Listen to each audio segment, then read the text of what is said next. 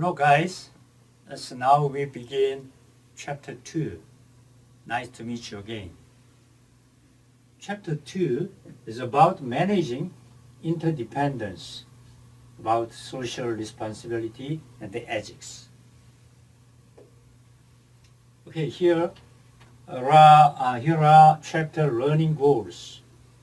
The first is to appreciate the complexities involved in the corporation's obligations toward its various constituencies around the world.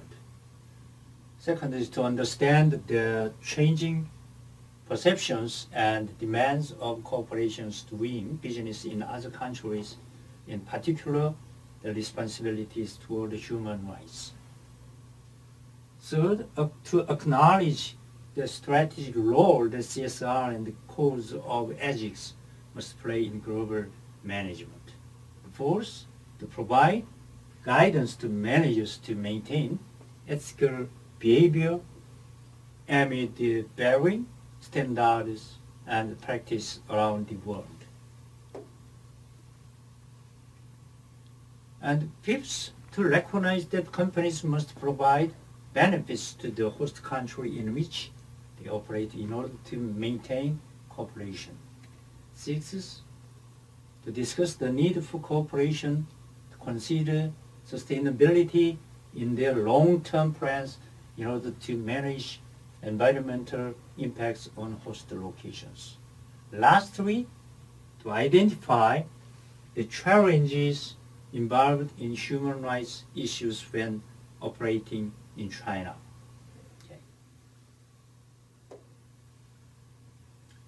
Okay, as the opening profile, there are Primark's moral maze. Primark announced in June 2008 that it had fired 3 suppliers in India after it was found that they had subcontracted work to home workers who used child labor. Although many suppliers are determined to keep their breaches from being discovered, the company needed to get suppliers to recognize that adhering to sound employment practice is in their own interests. Whereas in the past, a company's responsibility was almost exclusively profit, now corporate social responsibility, the CSR, has come to the forefront. Transparency has become the watchword, and the lesson is that CSR is now a vital part of corporate culture and strategy.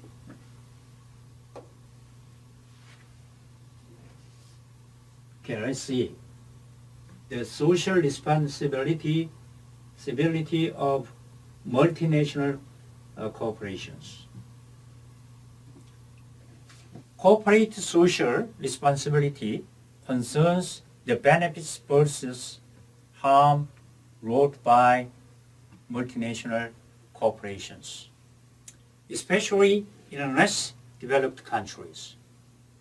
Issues of social responsibility tend to center on poverty and lack of equal opportunity, the environment, consumer concerns, and employee safety and welfare.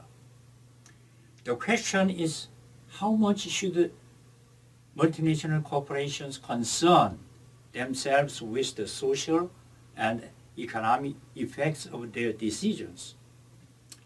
At one extreme, the answer to this question is that MNCs are only responsible for earning profits. At the other extreme is the notion that MNCs should anticipate and solve social needs. Of course, firms can take a stance anywhere between these two extremes.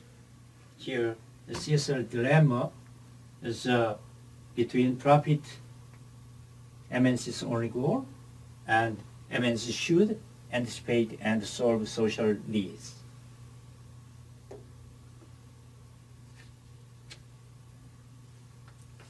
Okay, let's see about MNC stakeholders.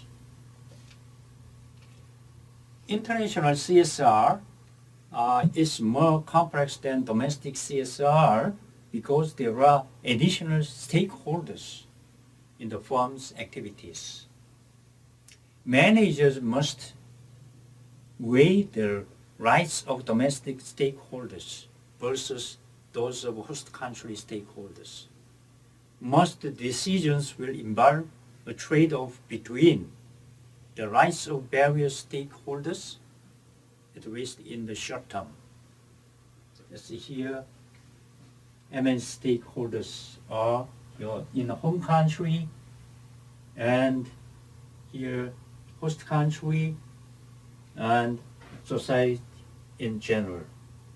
MNC has many, especially many stakeholders.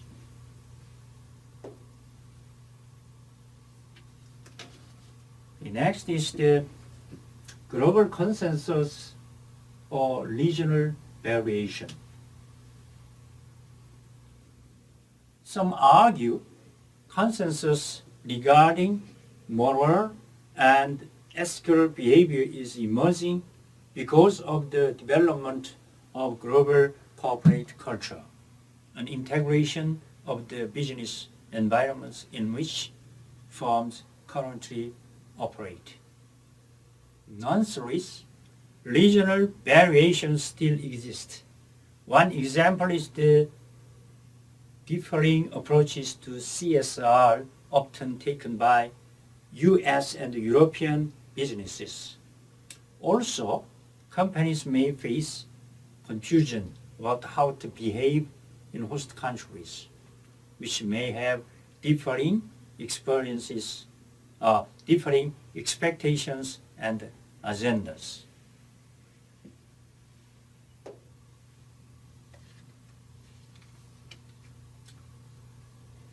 Dealing with confusion about cross-cultural dilemmas. It's about engaging stakeholders and sometimes NGO, non-government officials in a dialogue. And establishing principles and procedures for addressing difficult issues such as labor standards for suppliers, environmental reporting, and human rights. And adjusting reward system to reflect the company's commitment to CSR.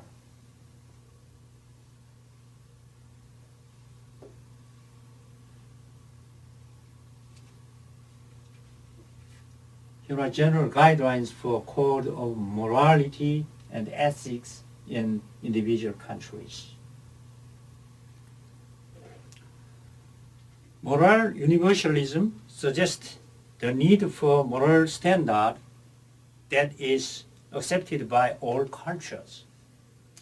With the ethnocentric approach, a company applies the morality used in the home country, regardless of the host country's system of ethics. With ethical relativism, the company adopts the local moral code of whatever country in which it is operating. Whereas some argue moral universalism is preferable to the other two approaches, it can be insensitive to the needs and values of the host country. Ethical relativism, on the other hand, can result in conflicts between home and host country values. Here, the moral universalism and ethnocentric approach and ethical relativism.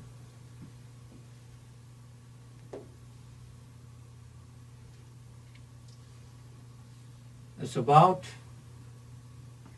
I see about international codes of conduct.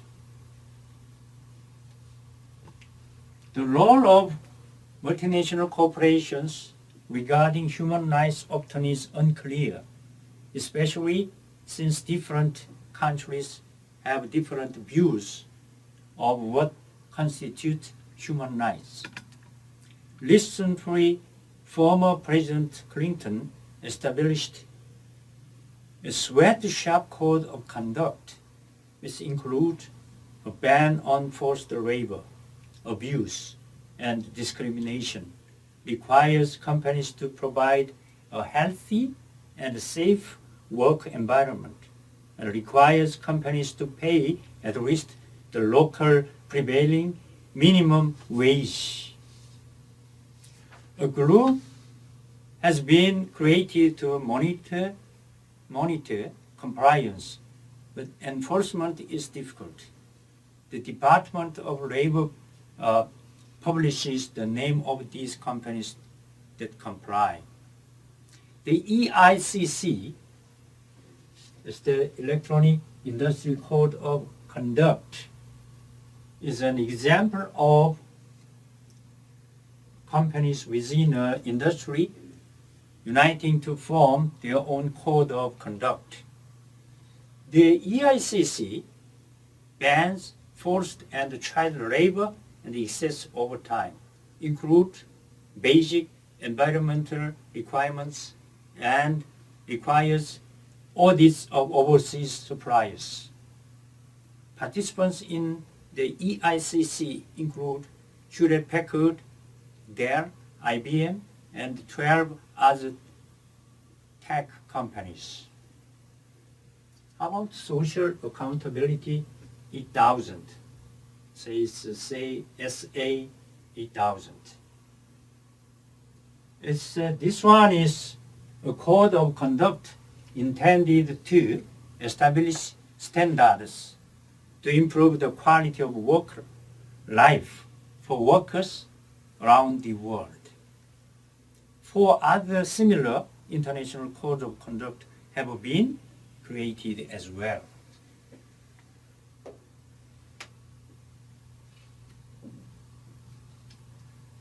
Let's see about doing business in China.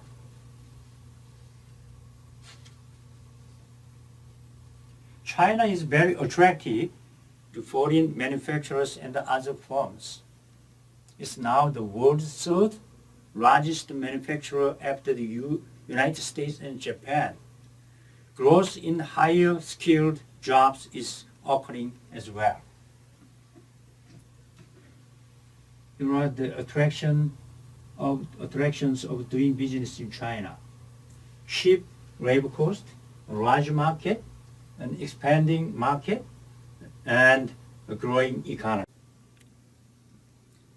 Nike recently found widespread violations of workers' rights in many factories.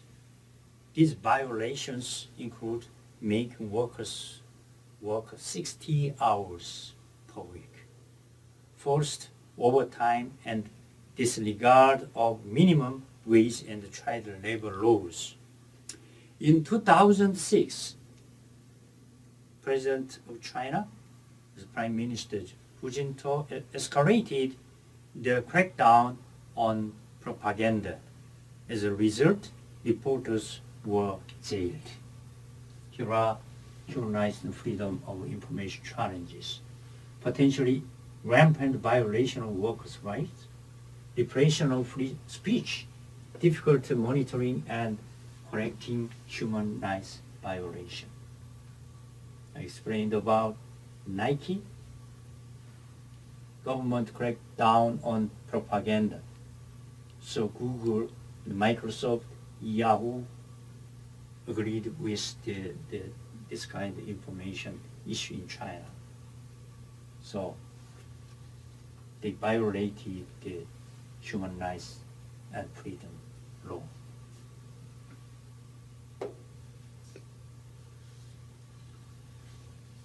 Let's see about ethics in global management.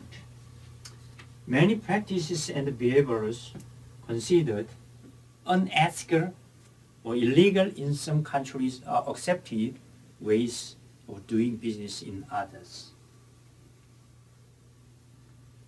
Here are international business ethics has relationship with the business conduct or morals of MNCs in their relationship with individuals and entities.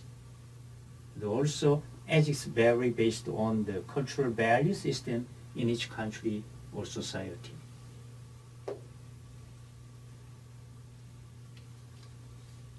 Okay, here are a moral philosophy of cross-cultural societal ethics. This model shows a moral philosophy of cross-cultural societal ethics.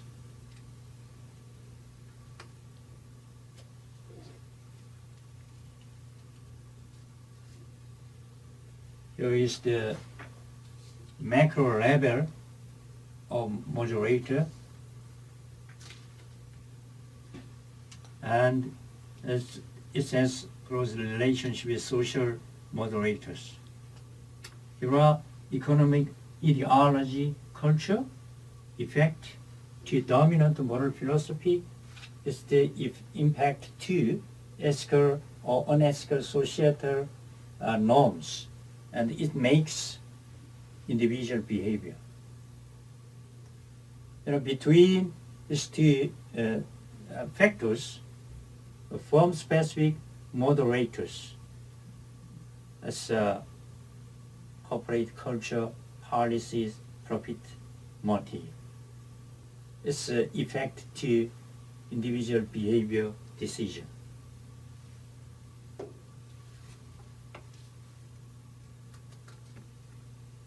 Here are global corporation corruption barometers.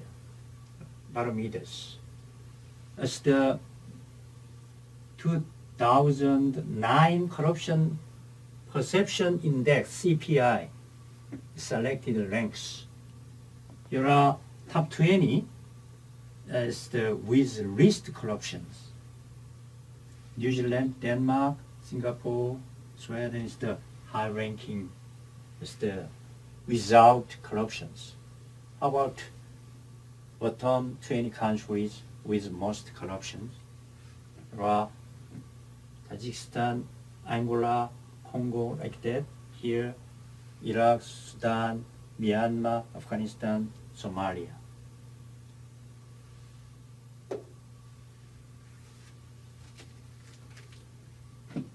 That's an interesting question. To bribe or not to bribe? Questionable payments.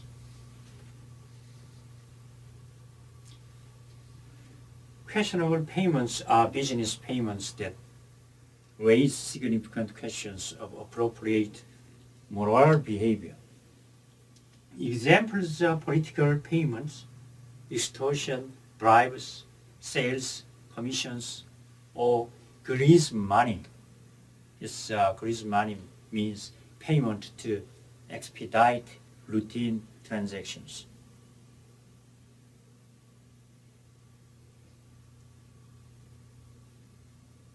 Here, examples, paying mail carriers in Mexico to prevent them from losing mail. Paying $100 to get the computer picked up from a rainy dock.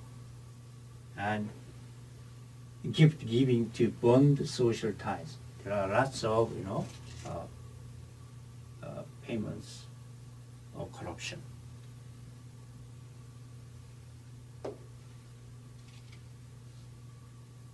How to manage the corruption? The FCPA is the Foreign Corrupt Practices Act. This act was created to help Americans distinguish between harmless practices.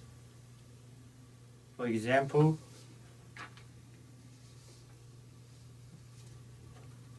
gift giving and bribery. The FCPA prohibits illegal payments or other gifts or political contributions to foreign government officials for the purposes of influencing them in business transactions. Penalties, bribery, fails all three of these tests. The Organization for Economic Cooperation and Development Convention on Bribery has been signed by 36 countries. Nonetheless, evidential problems hinder prosecution unless there is a complaint or whistleblowing. Bribery fails all three of these tests.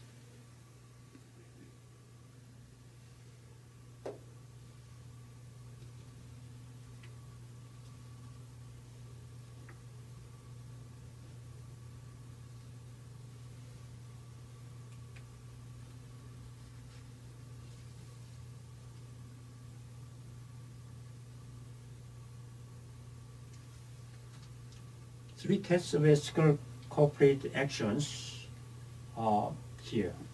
Is it illegal? Does it work in the long run? Can it be talked about? Bribery fails all these three tests.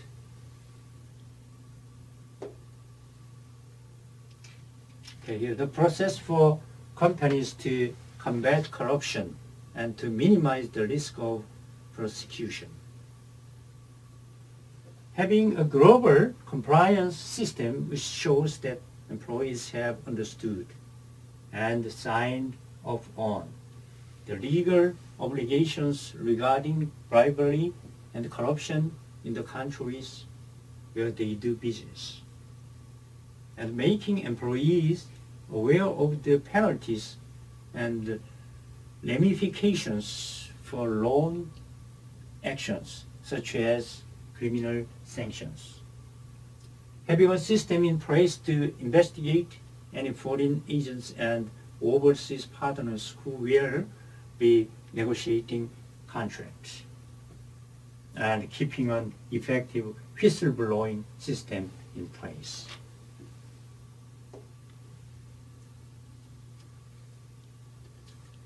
Here are policies to help multinational corporations to confront concerns about ethical behavior and social responsibilities.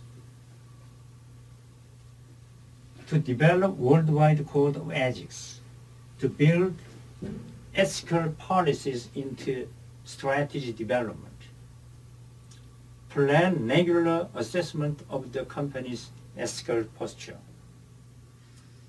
If ethical problems cannot be resolved, withdraw from the market or the guideline, about ethical behavior and social responsibility.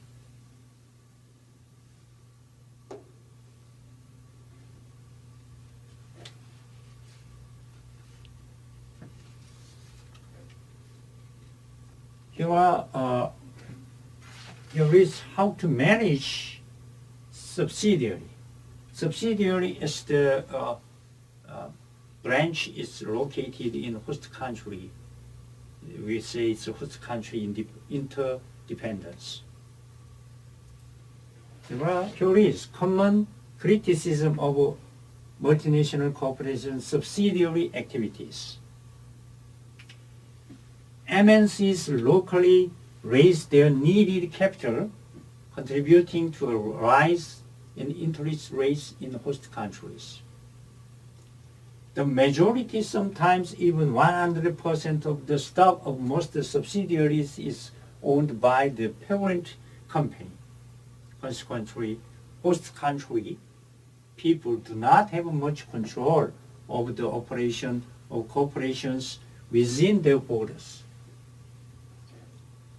Also, MNCs usually reserve the key managerial and technical position for expatriates. Expatriates who are sent by headquarters. As a result, they do not contribute to the development of host country personnel, especially in underdeveloping countries.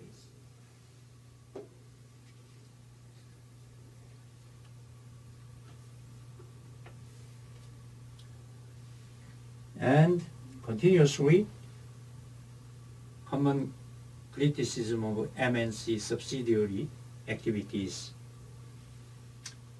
MNC do not adapt their technology to the conditions that exist in host countries. MNCs concentrate their research and development activities at home, restricting the transfer of modern technology and know-how to host countries. MNCs give rise to the demand for luxury goods in host countries at the expense of essential consumer goods, and so on here.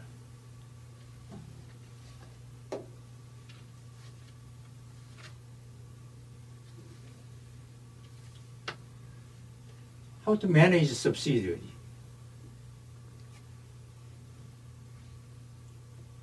When considering the management of global interdependence, it is necessary to highlight not only U.S. subsidiaries in foreign countries, but also foreign subsidiaries in the United States. Because foreign direct investment, FDI, in the United States is increasing. Americans are becoming more sensitive to what they perceive as a lack of control over their own country's business. In Japan, CSR traditionally means taking care of employees. In the United States, it often means sharing responsibility for the community.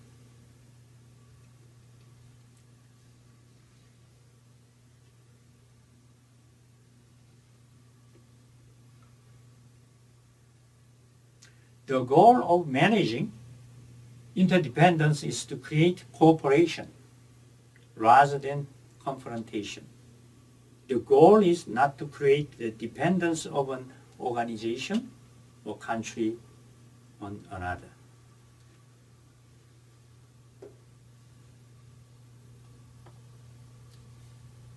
What are MNC's benefits and costs to host countries? Here are benefits. Access to outside capital, foreign exchange earnings, access to technology, infrastructure development, creation of new jobs, and local management development. How about the costs? Competition for capital, increased interest rates, inappropriate technology, development investment exceeds benefits, limited skills development, few managerial jobs for locals. This slide demonstrates how many MNC activities can have both positive and negative effects on less developed host countries. The host government's attitude is often referred to as a love-hate relationship. It wants the economic development that MNCs have, but it does not want incursions on national sovereignty or the technological dependence that can result. The trade-offs associated with MNC activities in a host country create an interdependence relationship between the subsidiary and the host government. The MNC has power based on its large-scale economy, its strategic flexibility, and its control over technology and production location. The host country government has power stemming from its control of raw materials, its control of market access, and its ability to set the rules for doing business within its borders. Okay, about issues in managing environmental interdependence. There are 3 cases, It's dumping on 8,000 drums of toxic waste in Cocoa, Nigeria, the export of U.S. pesticide, and there are many industrial ecology problems.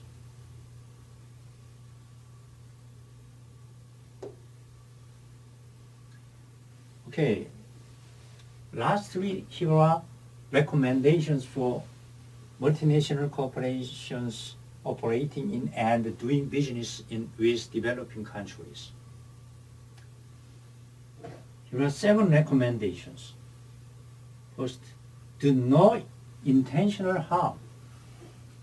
This includes respect for the integrity of the ecosystem and consumer safety. Second, produce more good than harm for the host country. Third, contribute by their activity to the host country's development. Fourth, respect the human rights of their employees. Fifth, to the extent that local culture does not violate ethical norms, respect the local culture and work with and not against it.